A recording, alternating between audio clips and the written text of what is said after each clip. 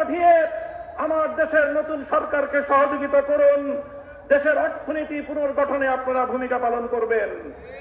সেই সঙ্গে আমি অন্তর্বর্তীকালীন সরকারকে উদাত্ত আহ্বান জানাতে চাই, রেজিম সরকারের বিরুদ্ধে বাংলাদেশের ছাত্র জনতার পাশাপাশি গোটা বিশ্ব জুড়ে আমাদের প্রবাসী ভাইয়েরা তারা রাজপথে নেমে এসেছিল। আন্দোলন সংগ্রাম করতে গিয়ে স্থানীয় রাষ্ট্রের আইন শৃঙ্খলা পরিপন্থী কাজ হয়ে যাওয়ায় তারা অনেকেই বন্দী জীবন যাপন করছে।